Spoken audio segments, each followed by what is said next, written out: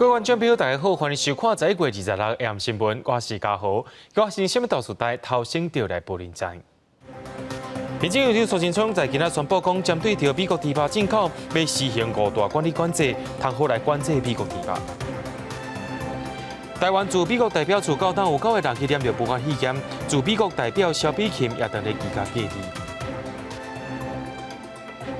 讲到这边的限制变愈来愈严格咯 ，BMI 超过35，身高无到155公分的才会当免做兵。讲到明年要开放美国猪肉进口，行政院长苏贞昌在今仔宣布5项检验机制，这5项就是去到美国查肉品工厂，新增加会号、搭配检验、清楚标示，以及着加强稽查。不过在野党团认为讲，若准3肉种无标示，民众永远是分不清楚。第一，实地的查厂；第二，新增货号；第三，逐批查验；第四，清楚标示；第五，严格稽查。明年1月7日进口300种猪肉的问题，政府敢会当闭关？行政院长苏贞昌26日在议会宣布5大管理机制。第一是最近引起争议去美国查厂的问题。行政院讲，唔捌进口来台湾的肉品工厂，要经过台湾派人去查厂了后，才会当进口。第二是新增加肉品的会号，增加到67项。第三，明年进口的猪肉爱搭配来查验，确保符合标准，嘛要求通路商甲店头爱甲肉品的产地标示好清楚，边境甲地方拢爱严格稽查。只要它没有不良记录，就表示过去的这个管理的状况是良好。那所以我们会针对肉品的部分，进口的时候来逐批的查验。含来剂不含来剂，据我们所知，它的一个价格并没有太大的差异。我想厂商应该会很聪明的。针对这5个新的措施，民间反300种的团体认为讲，这根本就无效，敢若会消磨人力甲成本。能够不要开放是最好的，开放之后再去做这些货号啦，或是稽查啦，我觉得那个都是增加人力物力的消耗，那其实实际的效果也很低。在野党嘛批评政府，要是无针对敢有300种来做标示，这措施根本就是要互人看无。是针对部位，它并不是跟我们在野党或者是民众提出的诉求，希望它要明确的标示有来剂跟没来剂的猪肉。1月1号开始 ，A 养殖场含来剂饲料的这个养殖场也可以进口，而不用查厂，因为它是算是那个厂商。这样是真查厂还是假查厂？假的。苏贞昌27会去立法院做施政报告，民进党团已经伫议场门口排班。要对抗拿赢第13届的阻挡，因若林维洲嘛摕手锣啊呛讲，苏贞昌若无回实力，是袂互伊上台。因若针对绿营的行动，嘛会全力来抵抗。记者综合报道。行政院长苏贞昌有采示，若准唔捌进口过来台湾的美国猪肉厂，拢爱派人去查过了后，才会当进口。其实台湾用过进口300种牛肉的时阵，拄好是公牛症状咧严重时阵，政府也捌派人去到美国、加拿大查工厂。着学者呼吁政府，若准备查猪肉工厂，就爱查彻底，也爱列出有300种甲无300种的厂商名单。政府明年元旦开始要开放内地进口，卫福部伫行政议会提出货币查厂计划，强调毋捌进口来台湾的美国猪肉厂，爱经过台湾派人去查厂了后，才能进口。我们去也会看看说它产品制成的安全管理啊，它产品区隔的情形。那另外像人员的训练、监测计划，追收追踪、回收作业，或者是有时候有客诉，也可能看他们怎么处理。其实过去政府都海外查厂记录，2011年5月都捌去美国查厂，因为美国当地发现第4例恐惧症，农委会卫生署经济部派人各外聘专家1人，组成查核团7人，轰查屠宰场9间、甲饲料厂、研究厂、肥肉厂、甲化学厂。2014年3月，马政府当年开放含来自美国进口，也捌派人去美国轰查5间美国工厂，查核项目有多层检查、牛龄鉴定、毒后检查甲工厂执行 HACCP 计划等。最近查厂计划就是去年去加拿大查核3间有肉工厂，主要查核卫生管理体系、相关法规规范甲官方监督措施。学者建议，即摆去美国查厂应该公布含来剂甲无含来剂厂商清单。那现在就是我不知道啊，你到底要进的是什么样子的产品？那个是一个美国非常非常乡下的一个农民自己养的一头猪呢，还是说它是一个规模很大的一个猪场？告诉业者，这一堆就是有来记的，这一堆是没有来记的。要进口那个做国军这个团膳的，要做中小，你就只能进这些，那就很清楚的规范在这。学者认为，即摆去美国查厂，政府公布厂商名单，是正做未来国内进口商的参考。不过，各家查厂看不到真实情形，含内这厂商参伫无含内这厂商当中。因为肉品大厂为符合法规，肉品应对本溯源。不过，小厂恐惊做袂到，建邀请公正第三方的专家学者到阵查厂，将数据资料对外公开，互各界检视。记者综合报道。讲到美国疫情目前是当咧严重，咱台湾驻美国代表处只需要2个人员确诊，在今仔日经过检验，已经有9个人确诊了，也随启动应变措施。驻美国代表萧美琴也当咧进行14天的居家隔离。驻美国代表人员若准有确诊，拢爱进行居家隔离，也会追踪接触史。其他的人是改做伫厝内线顶办公方式。领务大厅目前也先关起来，当时会当解除管制的另外通知。另外讲到进前去到美国交流的台湾人员，日前返来台湾，也拢当咧居家隔离当中。目前体检全部拢是阴性的，检疫期末也会搁再体检一摆。讲到国内在今仔日增加2站对境外入来武汉肺炎确诊病例，一个是伫咧美国的台湾留学生，另外一位是印尼华侨。讲到这位印尼华侨伫隔离期间，伊有症状，所以拢无来通报。检疫期末了后，佫四界拍走找朋友，一直当到身体无爽快，才去看医生。面对着这款无老实通报，而且政府可能佫爱追查接触者的情形，就爱放来发治。国内新冠肺炎各增加2名境外移植病例，625例是本国籍20多岁男性，今年8月底到美国读书，11月20出现了后疼家属，无伫当地看医生。11月20等下台湾入境时主动告知，过采检，后来才确诊。616例是50多岁女性印尼籍华侨，有台湾居留证，在1月7来台湾处理私人代志，伫防疫旅馆居家检疫期间出现头壳疼、家扫甲烧声，不过拢回报无症状。在1月24检疫期末出国看朋友，因为身体无舒适，看医生采检才确诊。指挥中心表示，若查证事实，第626例居家检疫期间申报无实在，会罚1万到15万。会再请卫生局再去做调查，根据事实再看是否要裁处。另外，台湾新冠肺炎疫苗采买传出好消息，指挥官陈时中宣布，明年确定有将近1500万剂。不过，国内有专家烦恼，确实无做好甲民众的风险沟通。明年做疫苗恐惊会重演2009年 H1N1 流感有风险情形，做效率无到3成。我想各种可能性都有了哈。我们先把这个量先准备全来哈，宁可多买也不要不够哈。目前国内确诊有625例，其中533例境外移植，55例本土病例，36例敦睦染队甲1例不明。确诊个案中有7人死亡，555人解除隔离，有63人住院隔离中。记者综合报道。讲到健保费制度，真可能有改变咯。进前是民众伫咧海外满第4年进前，返来台湾恢复户籍，就唔免补纳健保费，随时会当恢复健保身份。不过民众认为讲安尼做是无够公平，健保署也决定讲要甲制度改做是，只要有台湾籍，拢一定爱纳健保费，袂当停止。出国2年了后会向停掉，若准备恢复，就爱甲2年前的健保费纳互清，无就是爱停后半档。伫外国的台湾人返来台湾使用健保，不时就引起争议。卫福部改革福保的制度，计划废除短期停保制。根据目前的规定，出国超过6个月至2年的人，会当依法办理停保，这期间免纳健保费。若返来了后，就会当随福保。民众若出国满2年，也未满4年，会去户政机关移除户口。只要伫咧第4年进前返来台湾，开福保户口，就会当随有健保的身份。若超过4年的人，就要等6个月，才会当重新加保。未来是规划，只要民众伫咧台湾有户口，出国的期间也是爱纳健保费。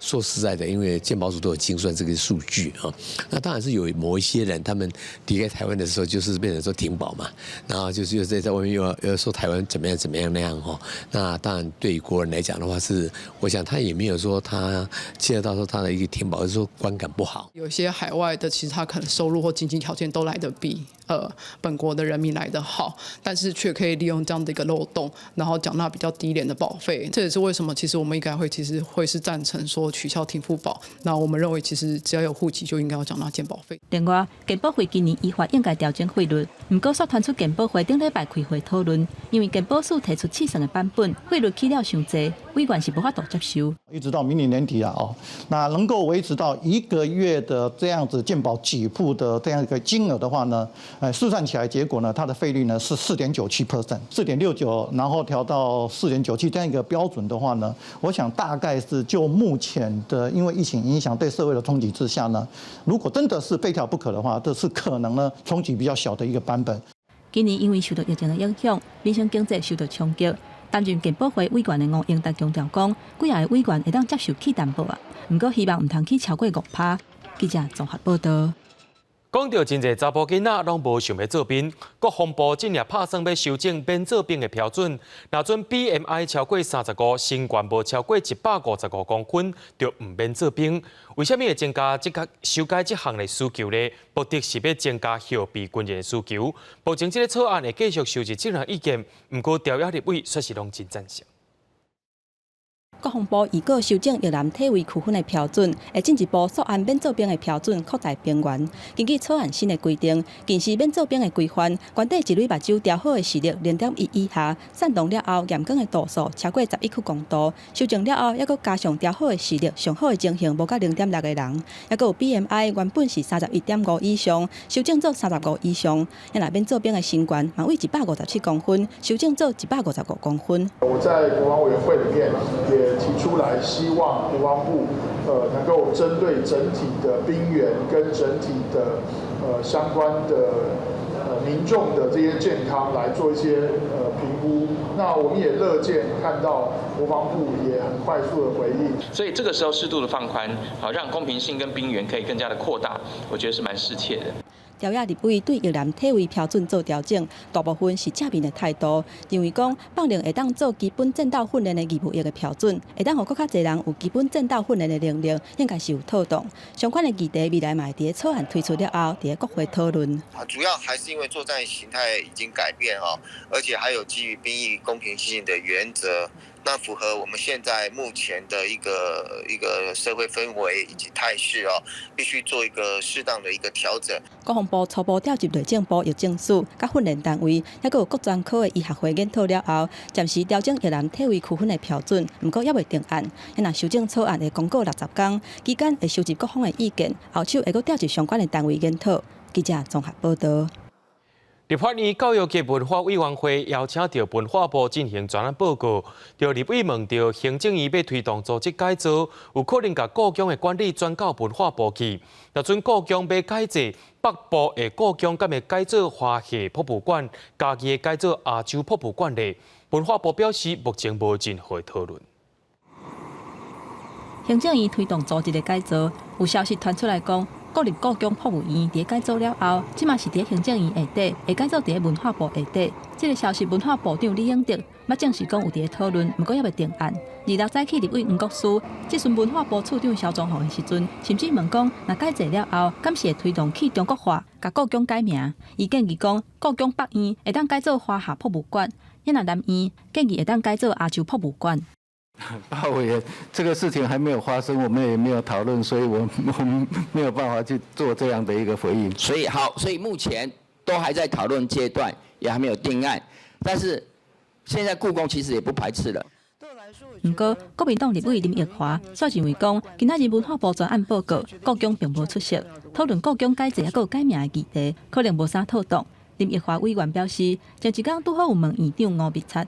伊讲吴院长捌接到行政院的电话，不过内容并无牵连到故宫改制或者是改名的问题。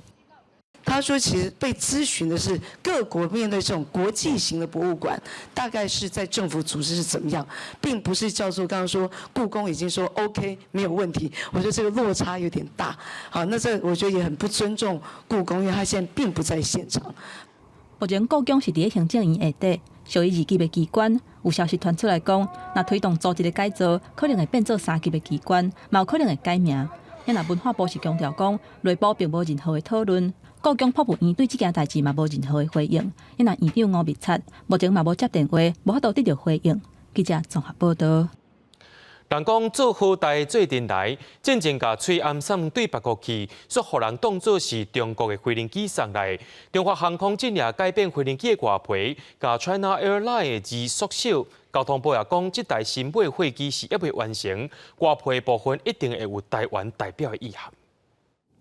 华航上新的飞机以前过去影目的 Chinese Airlines 字样刷甲机尾，交通部证实，这张伫网络流出的相片确实是华航新买飞机，目前伫美国西雅图起飞，外表也无完全拆好。7架777F 好，现在正在交机试飞中。那有关于涂装的部分那还保留这个空间来配合有台湾意向能够在新的飞机上。华航目前咧买的飞机 Chinese Airlines 字样伫飞行机头前，以大个明显，佮加上红色的新飞机的字体不只是变色，还佮刷到飞行机尾。华航发表声明，这是公司777F 新机，目前依然咧试飞，还未正式出厂。777F 飞机是全新的机队，特别规划全新的色样。不会耗费了那么多的成本、时间、物力来改这个名号，加上凸显台湾的一个特殊的这个产出，那也是一个好事。航空界分析，新冠肺炎期间，华航飞机运送喙暗到世界各地，煞被救是中国来，引起正面讨论。这摆样式保留公司名，避免航权问题，佮显示台湾意向是袂歹方案。未来华航客机是毋是也套用同款的方式设计？华航无证实，只表示若新样会对外公布。记者综合报道。对着阮的镜头来看在地上大条，伫屏东李港分局有一位姓关的员警，伫咧执勤的时阵，却熊身体无爽快，规人就软落去，目前也正在加护病房治疗。另外，花莲消防局有一位姓杜的人事主任，在今仔日坐车要去到台北开会，却伫火车顶头昏迷不醒，送到病院也是救不回来。还有一位是桃园消防局姓詹的小队长，25早起向发现讲，伊死伫咧休困的房间内，这款意外也引起外界关注警消的安全问题。一个有精神疾病的患者，当咧攻击边仔警察，警察准备要甲伊强制送病院，想袂到伫咧过程当中，屏东李港分局姓关的警察却熊身体无拄好，规个人怎熊稳落倒伫咧涂骹。我们赶快请这个李港消防分队呢，把他送到义大医院去急救。那经诊断呢是急性的心肌梗塞，目前呢仍然在施以这个心导管手术之后呢，还在加护病房呢治疗当中。姓关的警察目前还佫伫咧急救当中，不过这几天警消发生的事故，毋只一层。桃园消防局姓詹的小队长，25早起去互同事发现伫咧宿舍内底熊死亡。也那花莲消防局姓杜的人事主任，26早起上北要去开会的时阵，伫咧火车顶熊昏迷，送病院了后，也是救无倒来，互同事拢真恶接受。急救到7点57分，然后医院就跟家属及跟我们宣布说急救是无效。那个杜主任已经欧卡。杜主任其实平日参加我们一些那个训练的活动，包括爬山啦，还有一些健走，状况都还蛮健康的。短短3天内，小人数警消因为身体无爽快来昏迷，或者是常常不幸来过往，也那这嘛，互人注意到警消人员的健康，也有因做工课的状况。消防员有固定的健康检查，可是只有40岁以上的才有每2年补助一次。人太少了，所以造成每个人每天的工作量都很大，然后有些事情又会把它复杂化，就会造成工作量也变多。警消健康检查的补助同款，不过40岁以下是由各县市看预算来决定敢是要补助。另外，警消的工课是包山包海，有当时连休困都要处理勤务，互基层的警消压力是袂少。也若警消团体嘛呼吁政府爱重视基层的权益，互基层的人员会当有健康的工作环境。记者综合报道。伫咧台北市中正区有一间国中甲幼稚园，因有约束，国中的运动场会当互幼稚园来使用。不过，国中的事务组长刷出面阻挡讲，袂当互幼稚园入来，甚至佫冤家牛济。透过议员的反映，国中的校长也出面来甲证人会实的。那你讲话啊？不敢讲，讲不出原因。台北市中正区某一个国中的事务组长，一个人挡伫咧通道口，甚至是直接哭落来，就是不爱互幼稚园的老师甲学生入去学校内底，落尾佫弯起来。今天有人亲门打我地方，我不用客气了。有人闯进你家，你会跟他客气吗？你可以，那这个也是你们国中的啊，你可以把这些小孩子也引出去啊。台北市议员接到投诉，中正区的国中甲非营利的幼稚园有强约，到礼拜三早起，甲学校内底运动场提供予幼稚园的老师甲学生来使用，已经真侪档。毋过今年接业务的国中事务组长，说真侪届因为运动场的问题来甲幼稚园冤家，所以请议员来协调。9月份开始到11月份，他是每周3固定都会出，就是可能会打电话。那只是说，这1-2个礼拜的时候，他的个人行为是真的比较脱序啦。他怕我们学生出来使用的时候，操场因为我们会有运动嘛，下课10分钟的一个运动时间，怕大孩子跟小朋友之间，所以有这种焦虑感啦。所以在这个处置上的确是有一点过当。国中校长表示，这组长针对伊的行为，属尾是真后悔。校方嘛已经调整场地业务，而且检讨内管机制，嘛向园方甲老师、学生公开会实例。教育局指出，学校的空间属于公共财，组长的行为确实有无妥当的所在，已经要求国中调整场地业务，而且针对组长的行为，以公务人员考绩的规定来处理。记者综合报道。日前有讲到家己病姨妈水科主任的查甫囝，伫韩国去互食酒赛车的人弄死。主任即对翁仔某因着伫网络发起联署，要求南韩政府着爱甲食酒赛车的罪行加重。目前已经超过14万人联署，因的目标是拼20万人。不过食酒赛车的人说是无爱承认家己因为食酒误事的罪行，实在是足恶一个。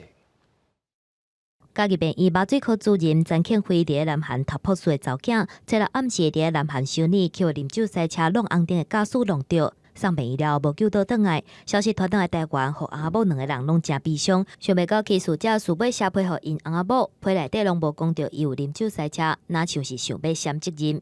他是透过他的律师写信给我们的律师，可是我们没有看这封信，因为我们当时非常伤心。可是我们有问律师，他信中有没有提到酒驾？律师说没有。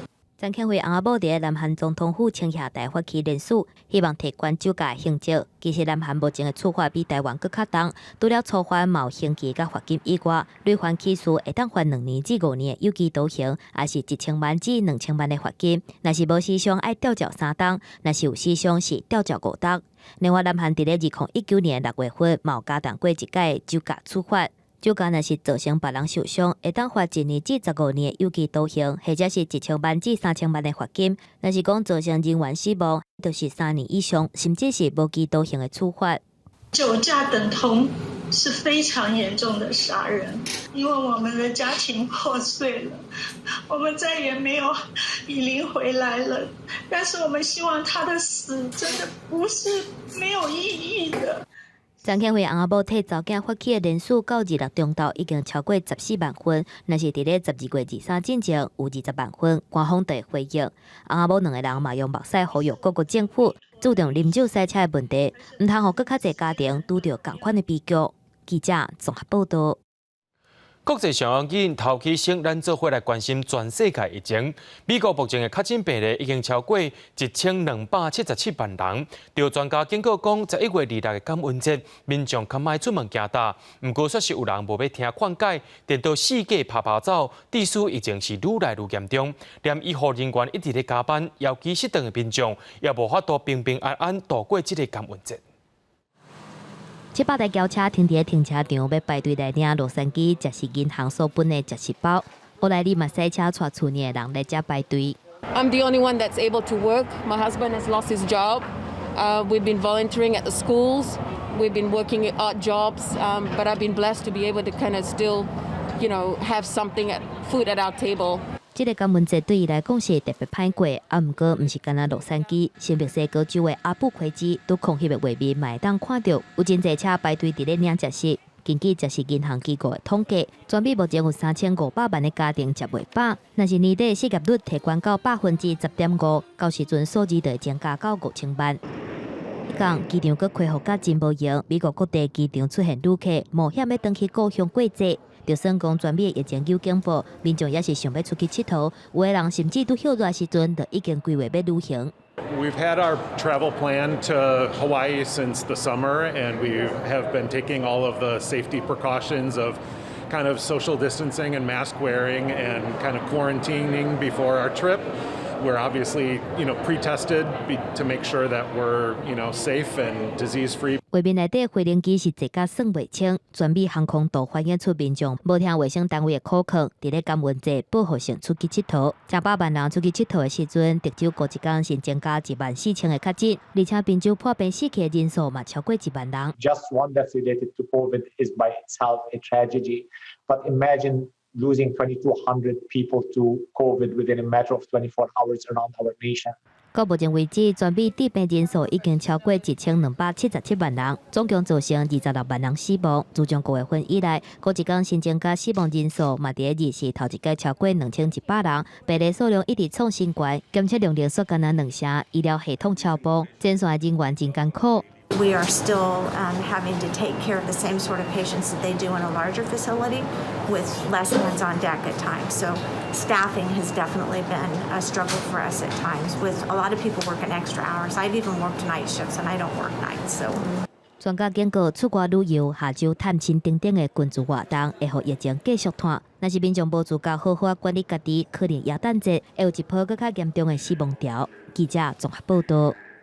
讲到全世界武汉肺炎确诊病例，到今已经超过6000万人，要到142万人死亡。大部分的病例拢是集中伫欧洲甲美国，亲像德州，因的死亡人数是一再增加。因也宣布讲，部分地区封锁的延长时间，甚至会到明年正月。面对着这款情形，后面是拍拼配疫苗，也会加强配送的作业。这是马赫伦的一栋成都大楼，真侪公司当积极咧做准备。那后面的疫苗开始分发，比利时会加做规个欧洲大陆、甲非洲配送疫苗的中心。那因为比利时甲后面4个国家真靠近，布鲁塞尔机场是去非洲真重要交通地点，嘛有真侪大型做药的公司。The easiest one is the one with the dry ice, because the dry ice is put into the box from the production side. And they use special packaging, so it needs to be stored here, and we have to just guarantee that the dry ice doesn't get too warm. 全球新冠病毒确诊突破6000万例，超过1415000人不幸来死亡。根据世界卫生组织日时的报告，虽然英国、法国等等欧洲各国采取严格防疫措施已经发挥作用，不过过去这一礼拜，欧洲确诊甲死亡的人数也是上济。新增加确诊占全球总数的44%，也那死亡的人数占全球的49%。The first European citizens might already be vaccinated before the end of December. And there's finally light at the end of the tunnel. Member states must get ready now. We're talking about millions of syringes. We're talking about cold chain. We're talking about organizing vaccination centers. We're talking about trained personnel that is there. 德国死亡的人数持续创下新高，为顶礼拜出现高一日上悬的305例，到这礼拜的410例。总理梅克尔宣布，已经甲16个邦的首长达成协议，部分封锁的措施会延长3礼拜到12月20，甚至可能会延长到明年1月份。不过圣诞假期的限制会放零，12月23到1月7日。批准上济10个人的聚会，也若14岁以下是无列入去计算的范围。不过，所有人口较密集的地区，也有市中心，拢有强制爱挂喙罨。记者综合报道。在今年3月，南韩发生一桩N号房案件，内面有74位女性受人绑架，放翕一寡老型老家赤身裸体的色情影片。审理中，法院26一审的判决也出来了，其中一位主嫌赵主斌，因为涉嫌性犯罪，去互判刑，要关40年。25岁主嫌赵主斌去互指控14项罪名，法院伫一审裁决审定。伊所经营的犯罪集团威胁74名女性，当中有16名未成年。迄一寡色情影片未互一寡网络社群的成员。赵主编除了爱关40年，雇主也互公开10年，也爱挂卡扣30年，罚款也超过新台票257万。有受害者听到这款的判决，认为讲判了伤过轻，认为嫌犯拢爱家关到头毛喙手白食着。讲到11月25是联合国所制定的国际消除对女性施行暴力的日子，就算有真侪国家拢在施行防疫管制，也是有真侪妇女团体上到街头抗议，认为讲对女性起脚动手的行为到今也拢无改变。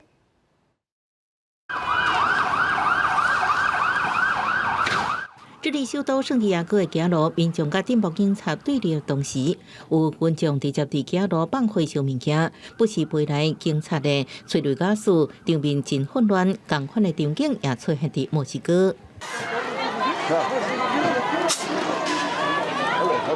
当地民众，尤其是妇女，对女性这20年来遭受暴力对待，政府所无实施有效的对策，感觉真不满。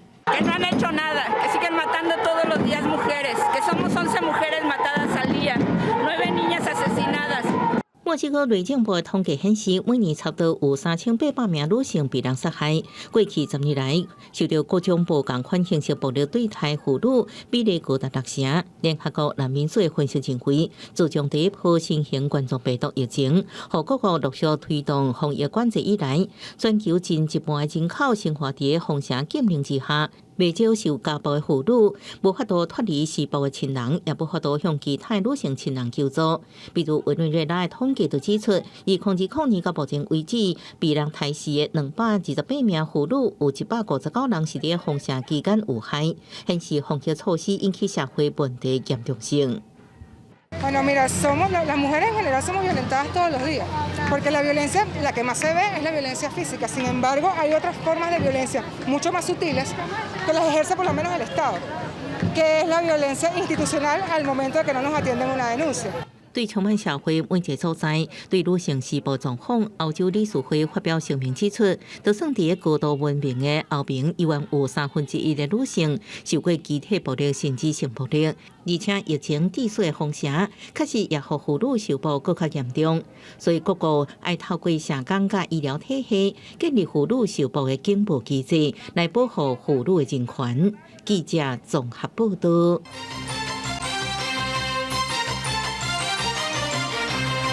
立法院时代力量党团26早起举行记者会，即期目前边境管理，若准有掠到掺300种的猪肉，或者是其他违规的进口猪肉，为福部上严重的处分，就敢若是摕回去或者是毁掉，所拢无其他的裁罚。不过，卫福部长陈时中是讲，边境所查到的违规肉品，本地就是还未完成入境，只会当安尼做是伊。参加肉种的美国猪肉将要开放进口，时力党团提出过去的资料，批评卫福部伫边境管理，过去若掠到进口商违法进口参加肉种的猪肉，拢干那退货消费，煞无罚钱，就惊业者袂惊。在食安法15条。第1项第4款跟44条其实是有明显的罚则，但是卫福部竟然都没有罚。那这个部分其实是有非常纵容业者他们去进不合格的莱克多巴胺。时代力量党团提出卫福部提供的资料显示，自2019年到2017年，8调查到4间厂商，互人检出进口的美国猪肉掺有假肉种，拢敢若甲退货消费，无用过食品安全卫生管理法来裁罚。另外，嘛无公布违法厂商的全名，恐惊会无法度减少违法。我们也认为说，相关对应的平台应该要来提供，然后把这些违法的样态、违法的厂商来做一个公布。那这样子一来是可以在法源上有依据之外，也可以透过消费者的选择、消费者的行为来做一个抵制和制裁。我们是一个输入嘛，进到市场有违规的，我们应该要公布。那还没有完成输入程序，那就进入就是等于销毁退运。针对时力党团的质疑，部长认为边境现在的违规肉品也未完成进口的定数，所以本地就无裁罚，嘛无需要公布名单。另外，未来合格的厂商入境会用搭配检查，若有违法进口超过来这限制量的猪肉，就会态度名单。记者陈雅文、林玉凯台北报道。互人号做是上水的区间车，也就是代替的 EMU900，目前等来7次。所入位质疑讲列车本身的设备有一寡欠点，甚至有驾驶员表示讲试车的时阵会出现一寡假信号，目前是等咧调整当中。有人向民进党地位供应抢投诉，代替这汽车的 EMU900型电联车有真侪缺失，投诉人翕电联车门板有破孔，扶手只有焊接一部分，资讯系统一部错误，伊也会油，明明是韩国厂商得标数真侪中国制零件。做出来的车子是这样子，怎么解释啊？我看是很离谱的问题呀。品质的部分我们还是会严格把关的，因为毕竟这个都我认为你没有在把关啊。代替焊件发出影片澄清，这个破孔其实是做记号打 tape， 另外实测扶手是真稳固。代替表示 EMU900型电联车伫采购案进前的招标文件已经排除中国厂商，也依照政府采购条约规定，限制主要设备袂当是中国制，不过其他零组件并无限制。自动设备是台湾制造，代替新型电联车汽车风波真多，进前也出现集电弓无正常，佫被怀疑拢是主管的汽车。引起争议，代替产业工会建议应该优化汽车流程。会员会希望说试车单能够更加完整，就是项目能够列得更详细，这样，然后就是有发现什么问题的话，能够尽快赶快把它解决。对啊，因为不然像是现在的区间车就会常常出现很多问题嘛，像是那个列车显示故障什么的，就是希望说在新车上面不要再发生。有司机员透露，这个新型电联车最近汽车一直出现假信号，也在微调当中。不过这算是汽车阶段常常有的问题。代替强调会确保新车符合契约要求，而且第三方得到机构认证，各项缺失要全部改善。记者综合报道。伫咧台北市长郭文哲任内头一栋对无到有的社会主体明伦主体，在今日开放申请。不过44平的厝租金却要超过4万块。郭文哲表示讲，社会主体目的是要压制出价。也若讲到这个社会主体租金的计算方式，内政部表示讲是市场介绍拍8折，若准是弱势民众要来租，通好拍到64折。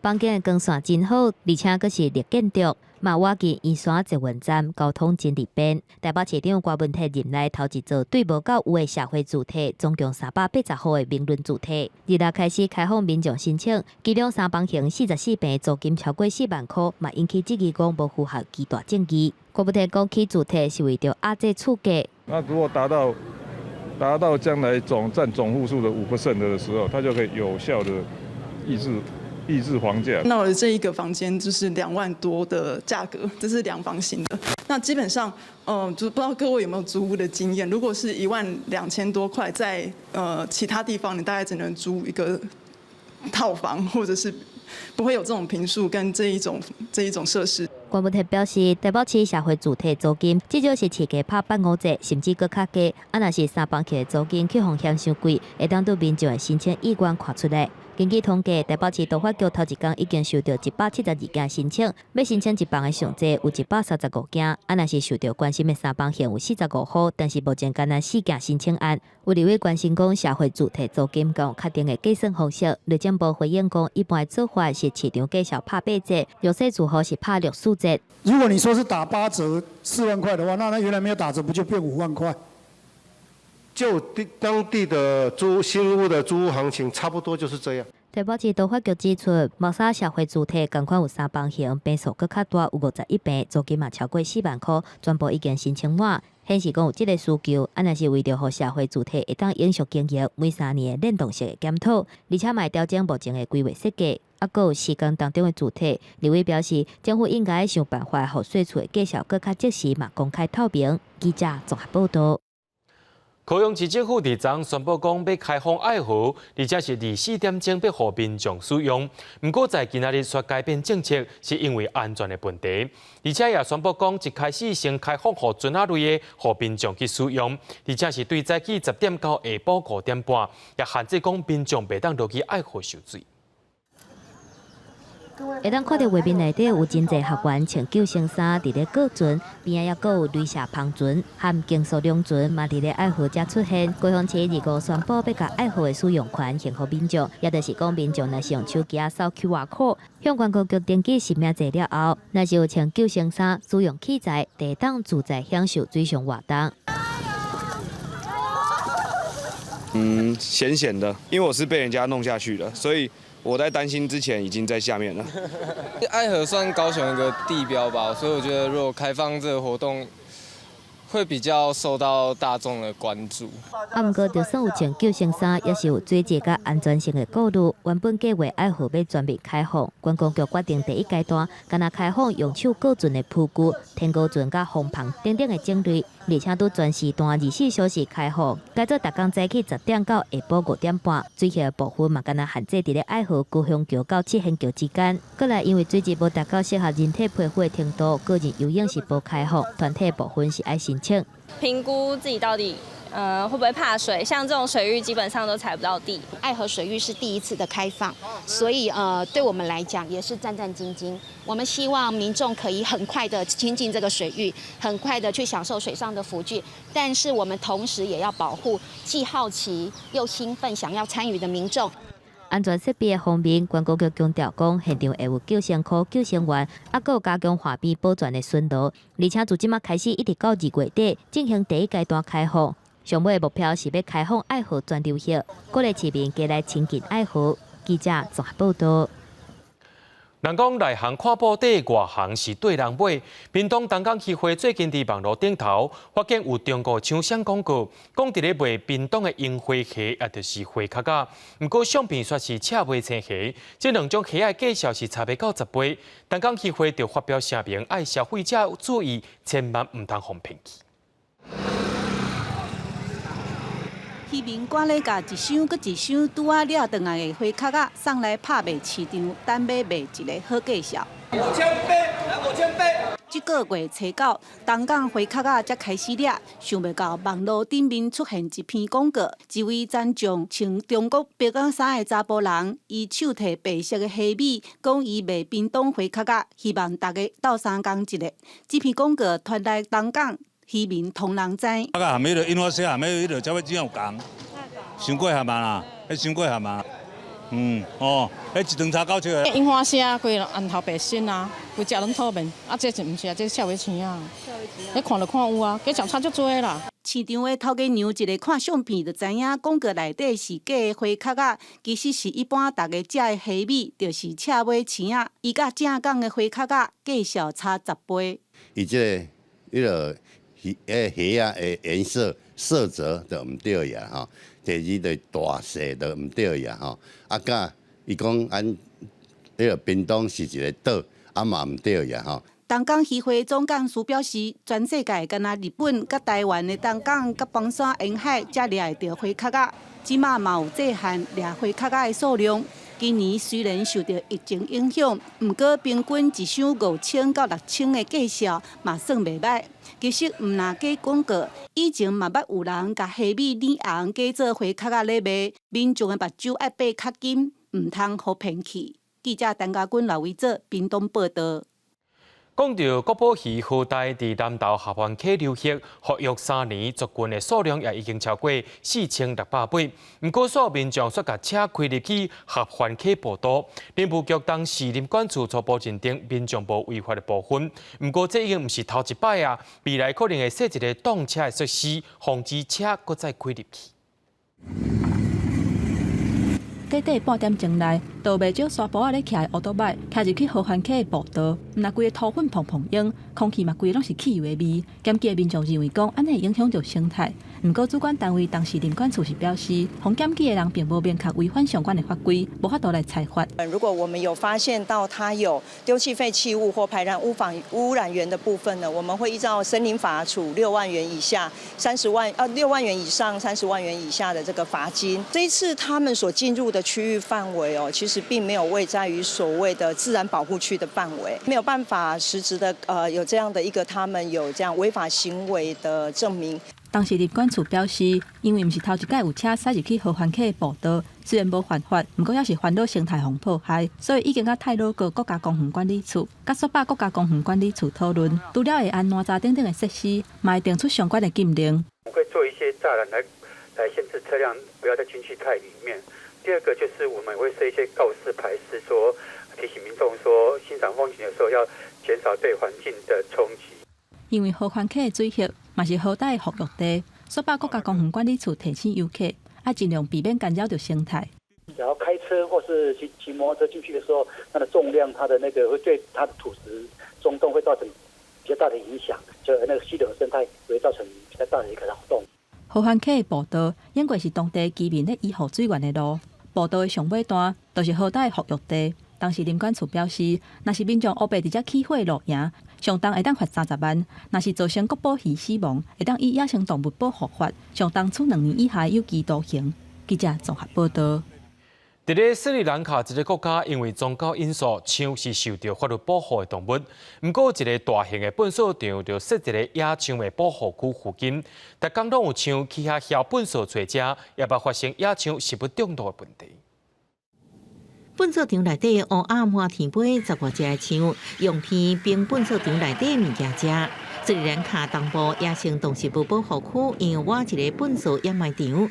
这野生的大象枵的时阵，就会去粪扫场并物件食，互当地人是真烦恼。ප්‍රතිචක්‍රීය කරණයේ කටයුතු ඒ පළාත් පාලන ආයතන සිදු කරනවා. මේ තත්ත්වය නිසා වනයේ අභ්‍යන්තරයේ සිටින වනාලීන් 30 40 50 එක විට අපිට දැක ගන්න පුළුවන් මේ කසල චක්‍රීය කරන ආයතනවල。这掩埋场是伫12年前起的，当时就起伫野生象出入通道中，为隔离200到300只象，还佫用电网。啊，毋过象依然下过网仔来找物件食。伫行大，象也会进入附近的村仔，破坏农产甲居民的财产，甚至还佫出人命。根据统计，每年至少有20到80人就安尼死亡。නිසා අපි මේකට විවිධ පර්යේෂණ කරනවා.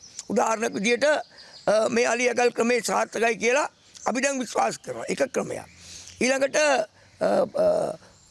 මොන්රාගල දිස්ත්‍රික්කයේ සමහර තැන්වල විවිධ පර්යේෂණ කරමින් තියෙනවා.当地居民正咧乌狗啊，望阻止象越境，只是野生象伫粪扫场找物件食，不止危害居民安全，也造成家己的性命危险。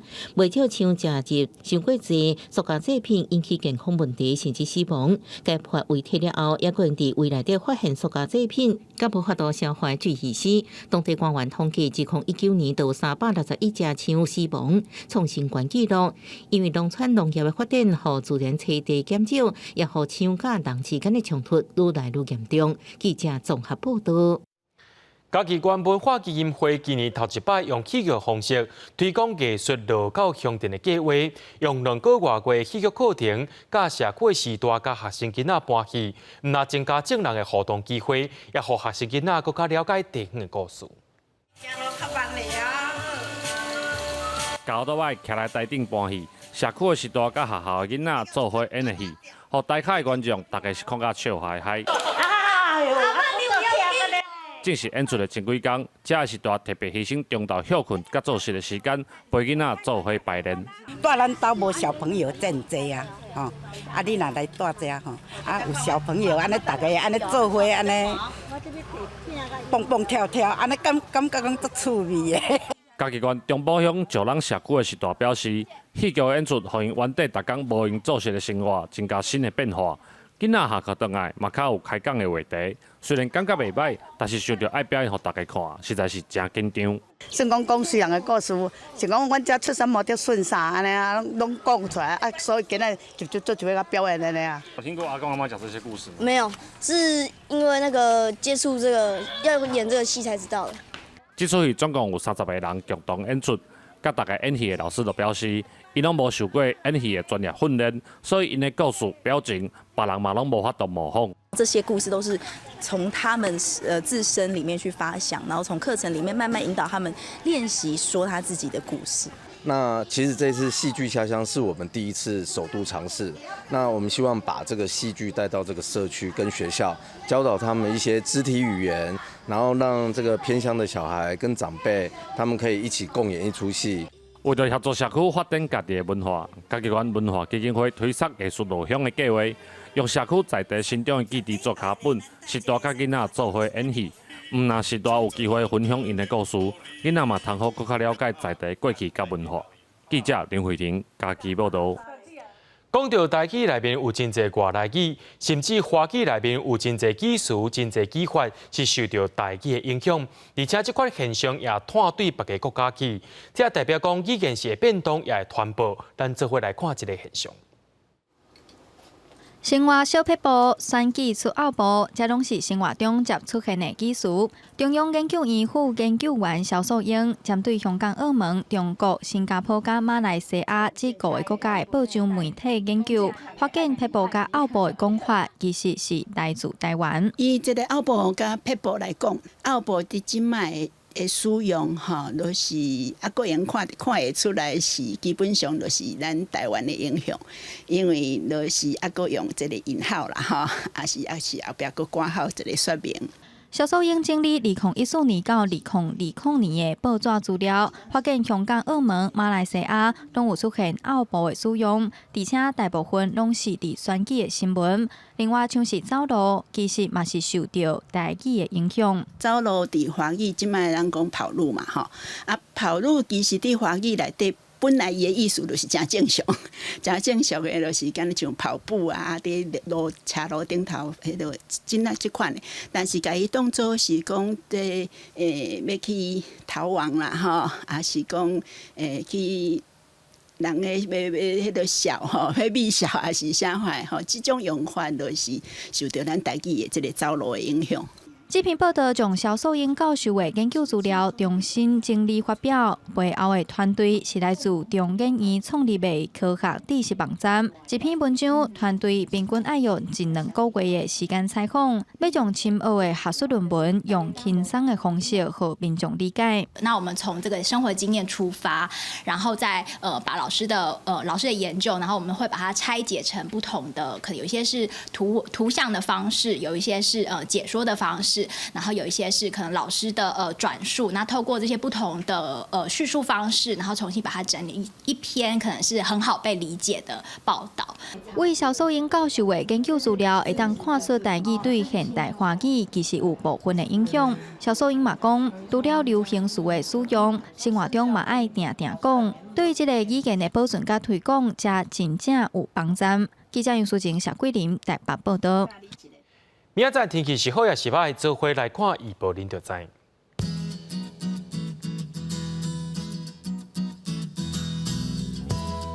北部地区对20度到26度，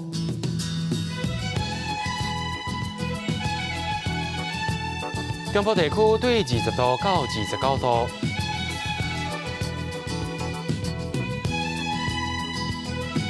南部地区对21度到30度。